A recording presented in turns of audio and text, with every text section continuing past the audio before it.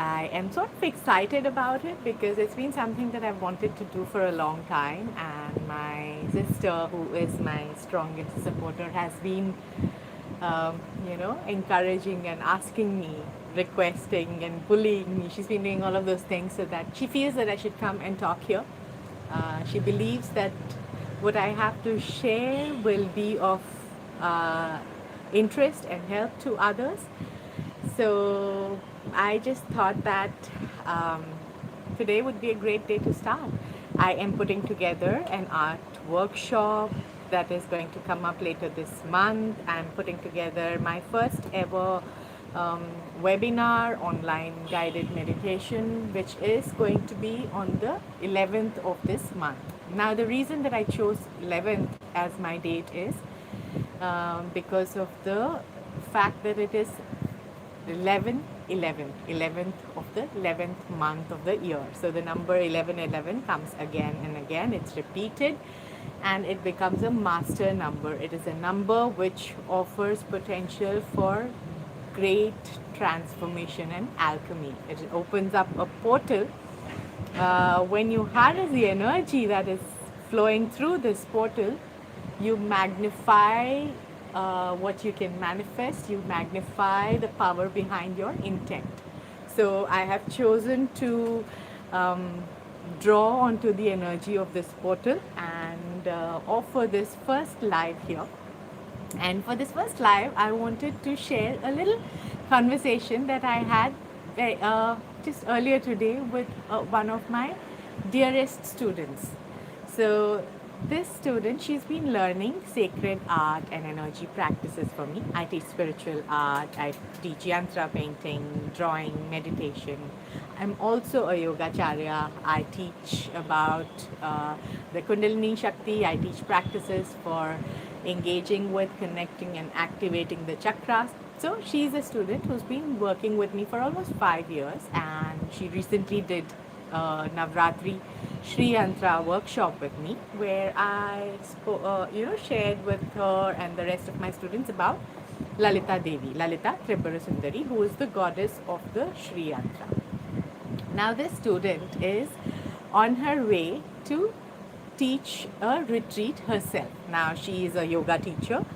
She also teaches about the chakras and the Kundalini Shakti, and she is going to lead an I think 3 to 4 day retreat. And as she was on her way there, she was just leaving me this voice note.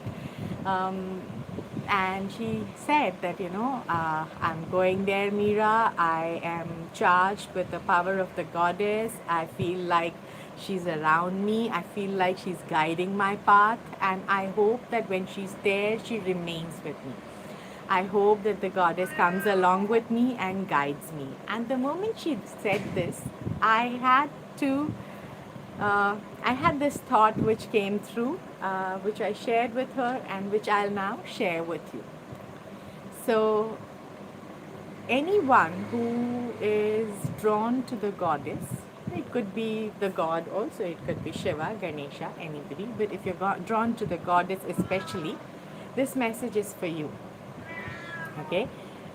Anytime that you feel and you doubt about whether the goddess is with you, I want you to know that the goddess is with you at every moment, time and place. Even when you're going through something that is that's scary, something that feels like a challenge, something that feels like a struggle, maybe you are wondering, is the goddess even here with me? I want you to know that even in that moment, the goddess is with you. She is the courage that flows through you in times when you're feeling scared.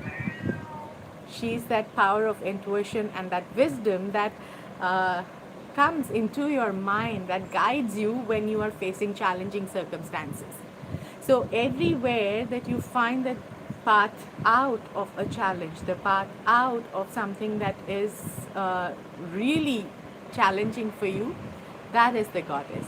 So not only is she there when everything flows out auspiciously, beautifully, energetically, and effortlessly, yes, she's there in beauty, she's there in serendipity, she's there in miracles, she's there in the gifts that flow into our life, through our life, she's there guiding us through the good times, but she's especially also there during the dark times.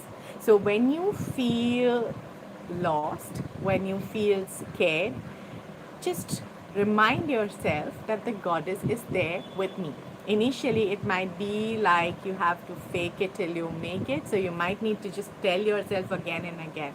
You might need to remind yourself that, hey, I know that the goddess is with me. I'm being guided by a higher power. I have a higher divine celestial being who's looking out for me, who's making sure that she is illuminating my path. She's lighting up the path that I need to walk. So trust me, the goddess is always with you. Never doubt whether she's there with you or not. You know, there was this time about, I think, maybe around 8, 9, 10 years back when I started working with the Mahavidyas. Now, the Mahavidyas is a group of 10 goddesses who are goddesses of the supreme wisdom. Maha is great and Vidya is wisdom or education or knowledge. So these goddesses offer the highest form of knowledge. Now, the highest form of knowledge is the knowledge of the reality of everything. Okay, the knowledge of who you are, who I am, what is the truth behind this existence, what is our purpose, how do we attain self realization. These are the kinds of knowledges which are the highest knowledge. So the Mahavidyas offer highest knowledges, and these goddesses are beautiful, powerful archetypal energies. You might be familiar with some of them. You know, Mahakali, Kali is one of them. Tara Devi is one of them. Baglamukhi is another one. Dhumavati is another one. Matangi is another one. So you have 10 goddesses who will lead you towards the highest wisdom. Now, I was very drawn to this group of goddesses and I wanted to know more about them. I felt called to connect with them, engage with them, learn about them, immerse myself in knowing everything I could about them. As I was doing this, I would sit, meditate, I would get visions of them, I would read about them, I would have this sense as though I'm almost connecting with them, but there's some little bit which is still missing. And in that moment, I used to say that, you know, hey, I am getting very close to the goddesses. I feel like I'm almost there, but there's just this little veil which is holding me back, which is keeping me from really connecting with them completely. You know, there's this strange screen which keeps me away from them. And it was only as years went by that I understood and realized that this screen is only there in my mind. It is only there for as long as I chose to keep it there. It's only there if I believe that it is there. The distance between me and the goddesses exists only if I believe that the distance exists. This is a beautiful revelation, and since then I have obviously, you know, walked ahead longer with the goddesses. This path keeps opening and unfolding even more, and the parrot is squawking. The parrot is Matangi, one of the Mahavidyas, familiar. The bell is ringing, you know, the wind chime is ringing, and that is the sound power of Tara and Matangi. So I can see their presence in every aspect of my life. The time when the sun rises, the time when the sun sets, the passing of time, that is Kali. The space that I'm sitting in, that is Bhuvaneshwari. The sort of love, affection, and joy and thrill that I get, and the way that my heart expands uh, uh, when I play with my beloved Meow. She's sitting here right now. That's my cat. And or when I'm watching my plants, or when I'm painting, or when I'm with a loved one. That love is the love of Mahavidya Sundari, Lalita Devi. So, if you can learn to see them in every little uh,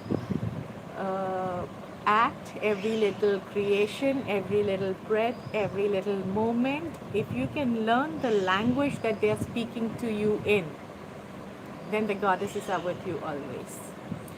So yeah, that's the first message which I have for you guys, and it's my prayer that the goddess guides me and helps me harness this portal of energy and offer more of what I have to bring to you.